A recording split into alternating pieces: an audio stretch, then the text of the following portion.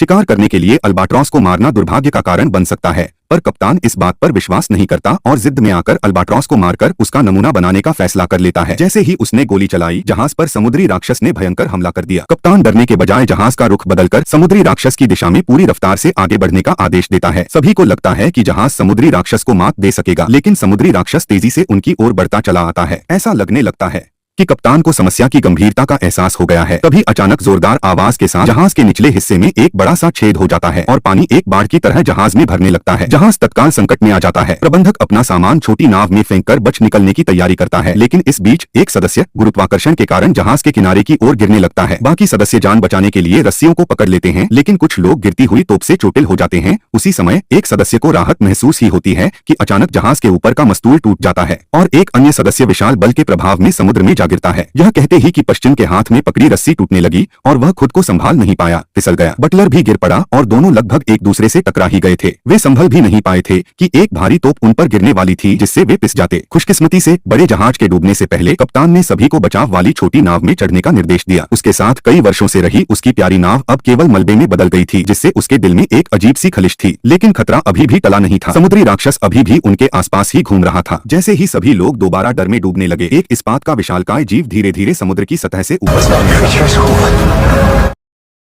बल्कि एक मौत का प्रतीक था। सभी लोग उस दृश्य को देखकर दंग रह गए। वह एक मरी हुई औरत थी। काम पर जाने से पहले ही उन्हें डेक पर लाया जाएगा। काम से ठीक पहले सैनिक उनकी हथकड़ियां खोल देंगे। फिर उन्हें एक गुप्त जहाज निर्माण केंद्र पर ले जाया जाएगा, जहां वे देख सकते हैं कि जो पनडुब्बी वे बना रहे थे वह अब लगभग तैयार हो चुकी है। मो और उनके साथी इस पनडुब्बी से भागने की योजना बनाते हैं, लेकिन मालिक ने पनडुब्बी को युद्ध में तैनात करने का निर्णय पहले ही कर लिया है। मुख्य डिजाइनर की तो यह इच्छा थी कि इस पनडुब्बी का उपयोग समुद्री अनुसंधान के लिए किया जाए, परंतु यह पनडुब्बी कंपनी की संपत्ति है और एक डिजाइनर का इसमें कोई अधिकार नहीं है। वह केवल निराश होकर नीमो की ओर देखता है। वो तुरंत संकेत समझ जाते हैं और अपने साथियों को बताते हैं कि योजना को जल्द ही अंजाम देना होगा। भले ही कुछ दल के सदस्य पनडुब्बी पर मौजूद नहीं हैं, अगर उन्होंने यह मौका खो दिया तो उनके पास कभी भागने का मौका नहीं होगा। सभी तुरंत कार्यवाही में जुट जाते हैं। वो तेजी से एक गार्ड की बंदूक छीनकर उसे नियंत्रित कर लेता है और एक प्रसारण के माध्यम से बाकी दल के सदस्यों को योजना के बारे में बता देता है। उनके बेहतरीन तालमेल के चलते सभी केबिन बहुत जल्दी उनके नियंत्रण में आ जाते हैं। जैसे ही वे पनडुब्बी को चालू करने की तैयारी कर रहे होते हैं, तभी अचानक मो की पिस्तौल जमीन पर गिर जाती है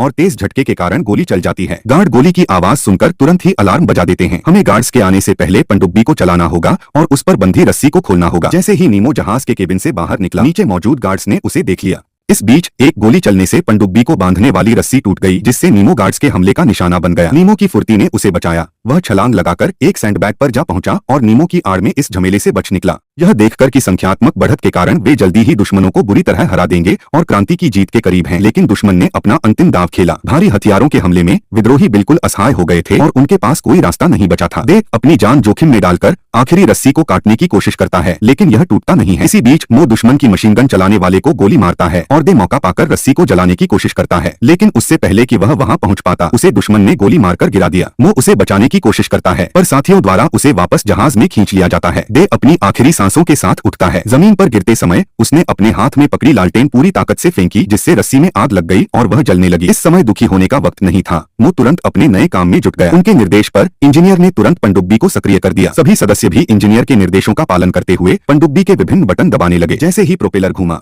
पारवस पनडुब्बी ने सभी बंधनों से खुद को मुक्त कर लिया और सभी की हैरान नजरों के बीच तेजी से समुद्र की गहराइयों में डूब गई। वे एक अद्भुत 20,000 मील की समुद्री यात्रा शुरू करने जा रहे थे। मो धीरे धीरे और सावधानी से पारवस पनडुब्बी को चला रहे थे, तंग चट्टानी खांचे में जहां दृश्यता बहुत कम थी। एक बार अगर वे चट्टानों से टकरा जाते तो गंभीर खतरा हो सकता था। सभी ने अपनी सांसें थाम रखी थीं। कुछ ही देर बाद आगे एक प्रकाश दिखाई दिया। यह स्पष्ट था कि वे निकास के करीब पहुंच रहे थे। इंजीनियर के निर्देश पर सभी ने जल्दी से पानी निकालने के उपकरण खोल दिए। जैसे जैसे वे निकास के करीब आते गए, उनके चेहरे पर थोड़ी राहत की मुस्कान आई। सभी के सहयोग से पनडुब्बी अंततः सफलतापूर्वक पानी की सतह पर आ गई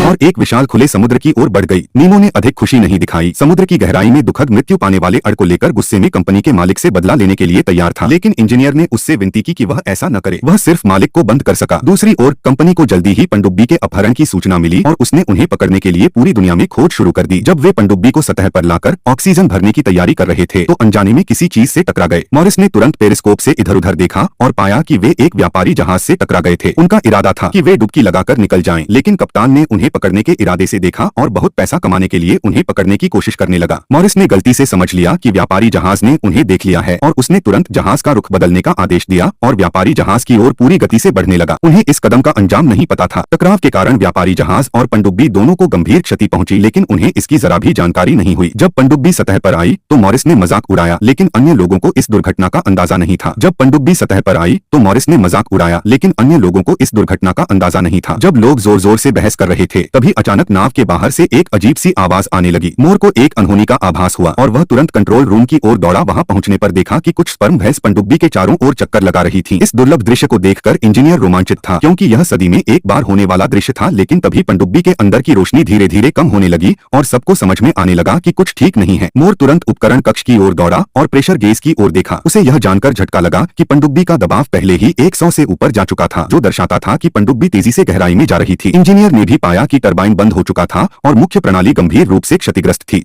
ऑक्सीजन की कमी से दम घुटने से पहले ही गहरे समुद्र का दबाव सबको कुचल देगा।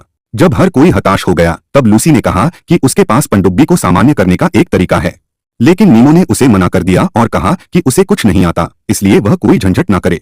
जैसे ही लूसी मुड़ी और चलने लगी, पनडुब्बी की सारी प्रणालियां अचानक रुक गईं। पनडुब्बी पर समुद्री दबाव बढ़ने लगा और जब कोई विकल्प नहीं बचा तब नीमो ने सोचा कि एक आखिरी कोशिश कर ही लेनी चाहिए।